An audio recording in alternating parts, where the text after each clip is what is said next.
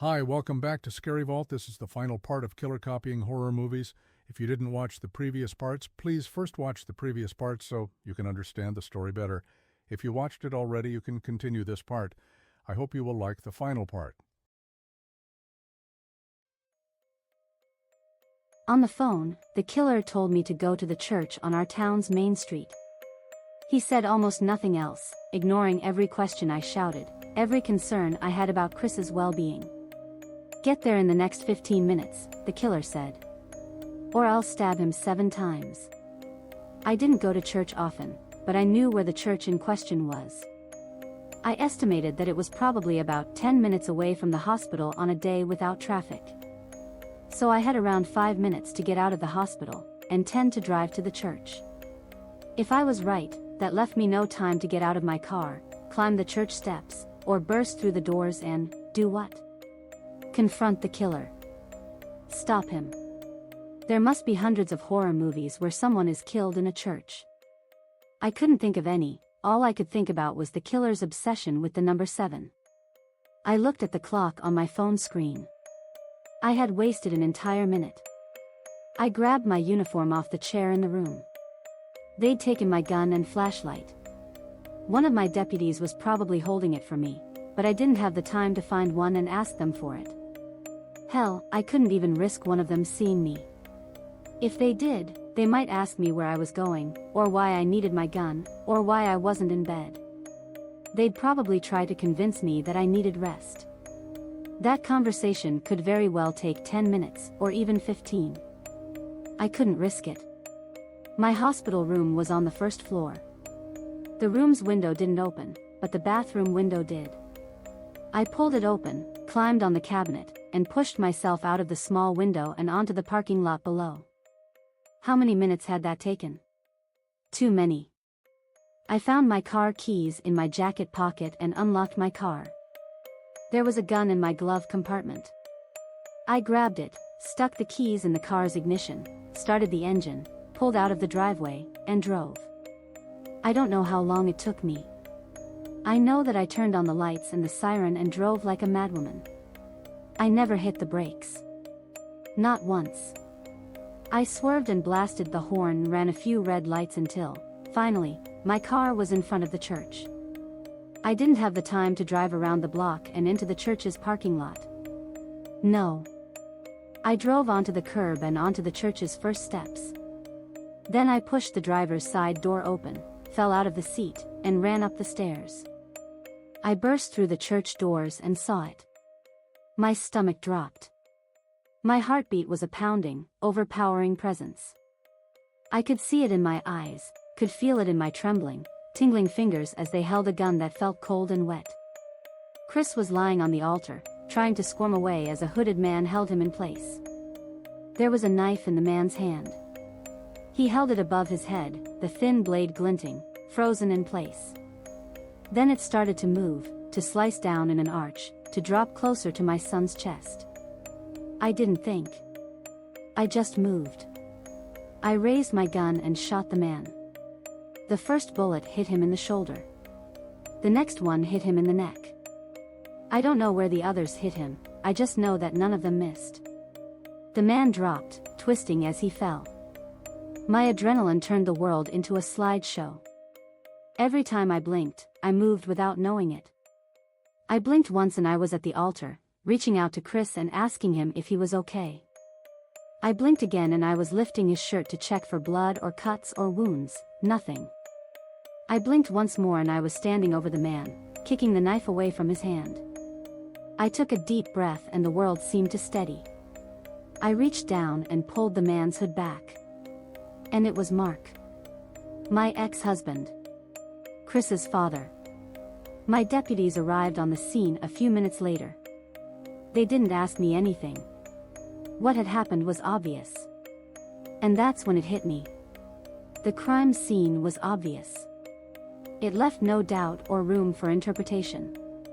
Anyone who saw it would understand that my ex-husband had kidnapped my son and was going to kill him on the church altar. The knife was near his hand and there were 6 other blades laid out next to my son. It was ritualistic. Strange. Sick. Satanic, maybe. They put Chris in an ambulance and gave him something for the shock. He was unhurt. Not even a scratch, as far as they could tell.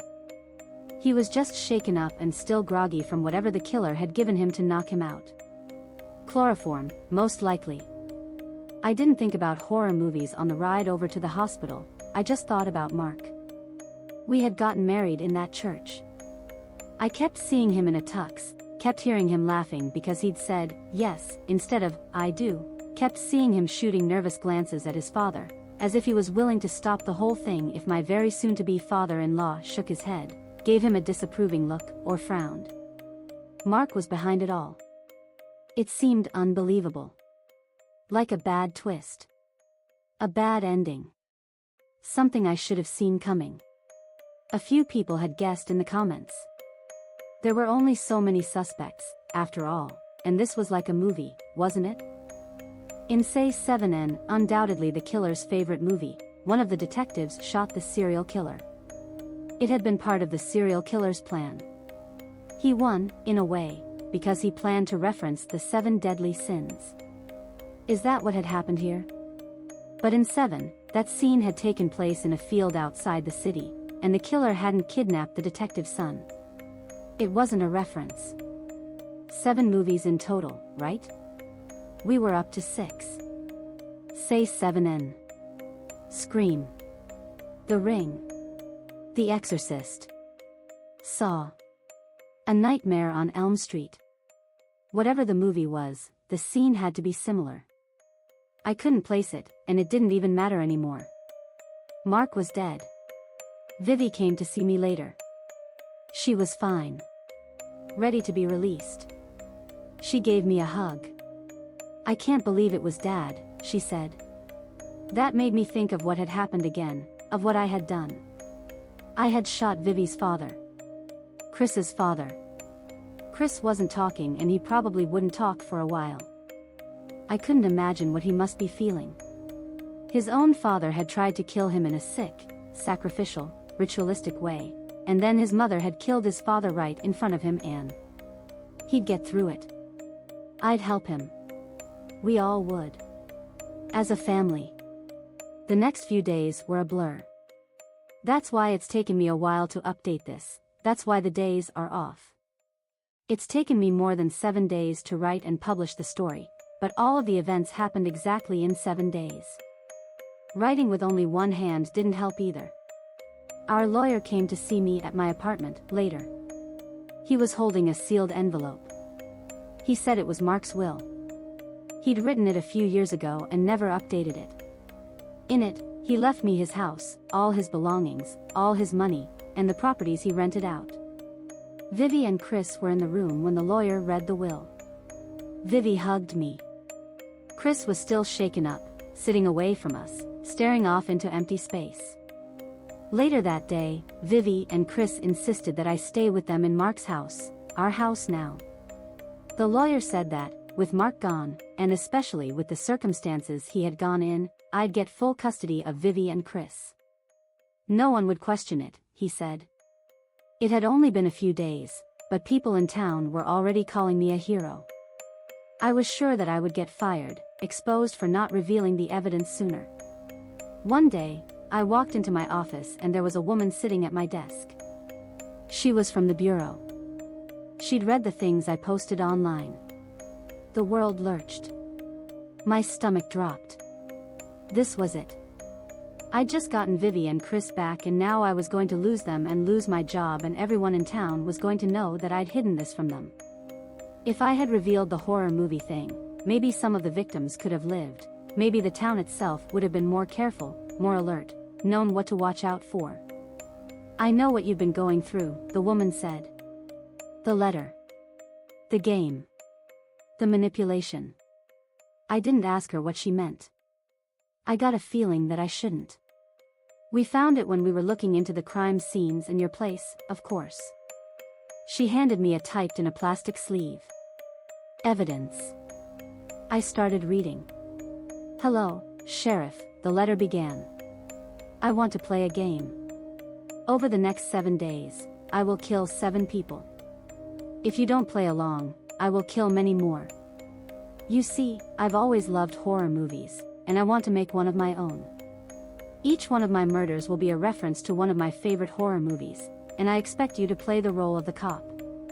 My adversary, in a way. I want you to play your role well.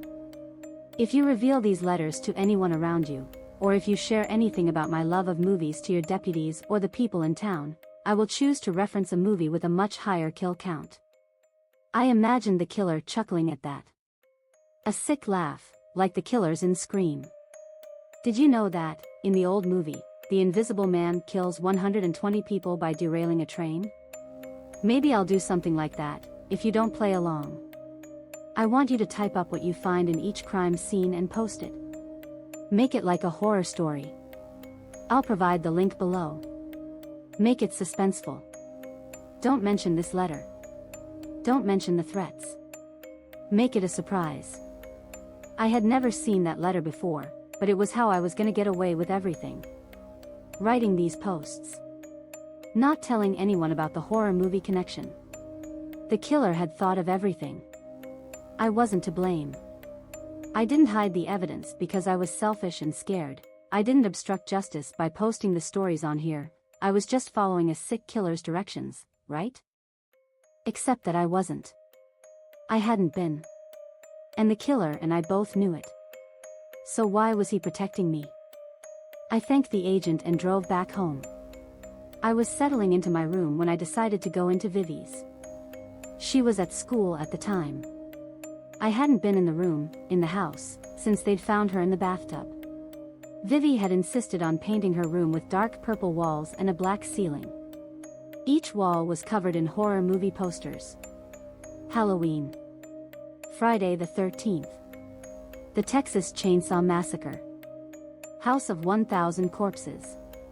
There was a poster that caught my eye. It was a black and white poster of a woman wearing a strange contraption on her head. How much blood would you be willing to shed to stay alive? It read. Saw was written on the bottom in red. I looked around the room again. There was a black shelf in the corner. Vivi had filled it with books, movies, and those little Funko Pop toys. I walked over to it. There, near the wall, was a row of DVDs and one VHS tape. Say 7N. Scream. The Ring. The Exorcist. Saw. A Nightmare on Elm Street.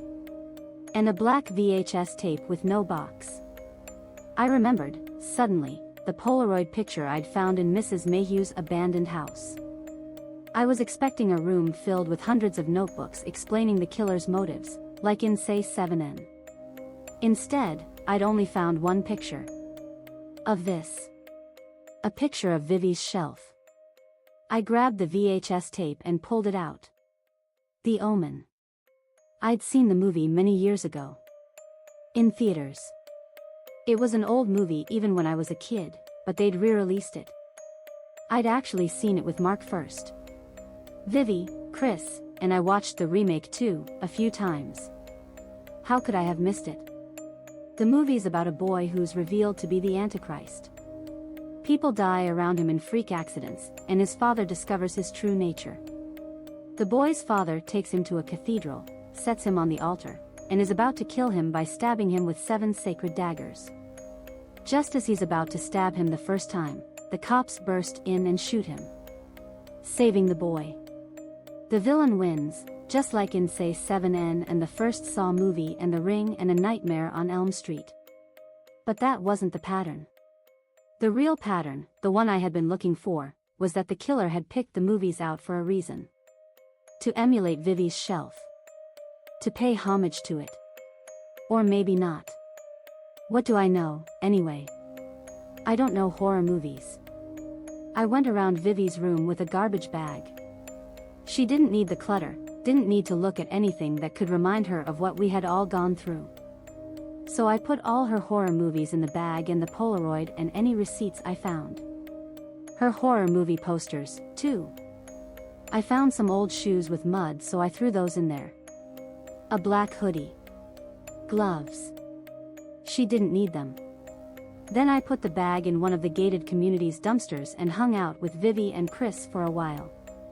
She wasn't mad that I'd thrown her stuff away. She looked relieved, actually. She was happy for the first time in a while. We made small talk. She showed me her tattoo. A missing puzzle piece. She said she'd get it filled in, to show that what was missing was now back in her life. I could tell she meant me. It made me happy. Maybe that's how this story ends. A happy ending, all things considered. The killer dying by my hand, referencing a horror movie in his final moments. Mark had access to Vivi's room, after all. He would have seen that shelf a lot. Mark didn't own a black truck, didn't know horror movies, didn't know Reddit, but so what? Maybe he did. Or maybe there could be another ending. I'm just making it up here. Like an alternate scene, you know? Something on the special features of a horror movie's DVD? In it, maybe Jordan comes to my new home and tells me he found a tape in Mark's pocket. Maybe I ask him if he showed it to anyone and he says no. Maybe I play the tape and it's the killer, telling Mark to go to the church and to raise a knife over Chris. If he does it, Chris will be unharmed. He has to trust him. Maybe I get worried, so I go to the tattoo parlor. Maybe I ask the artist who did Vivi's tattoo if she was with someone. Maybe he tells me it's a boy from one town over. A loner type. Wears grunge-style clothing. Drives a black truck. Maybe I hide outside Vivi's school. Maybe I wait for a black truck to drive by. Maybe I follow it. Maybe I run it off the road. Maybe I force the guy out and walk him over to a field. Maybe, like so many of you mentioned, I say that we're going to reference Say 7 and again, the killer's favorite movie. Maybe he begs. Maybe he tells me it was all Vivi's idea. That she was Jigsaw and he was her apprentice. That she wanted all this. That she hated her dad. Maybe I shoot him in the head and then empty the entire clip into him. Maybe I put him in one of the many holes that lead to old mine shafts, or down an old well, and drive his car into a lake or a pond. Maybe, just maybe, I want to reference a movie too. One of the ones that ends on a happy note. Maybe I don't even care who's behind it.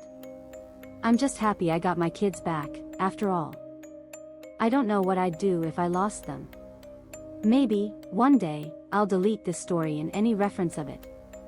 Anyway. I have to go. I'm taking Vivi to the tattoo parlor. She wants to get her tattoo filled in. She said it's a loose end. That the tattoo artist would remember that her tattoo was unfinished, would have it in her records, or on video. Loose ends are no good. Vivi says she'll think of a horror movie on the way, or make one up on her own. If it's a slasher movie, she said, there'd be lots of ways to kill someone with a tattoo gun. I hope you guys like this story. If you guys like this, please like and share the video. For watching more creepy stories and this kind of content, please subscribe the channel.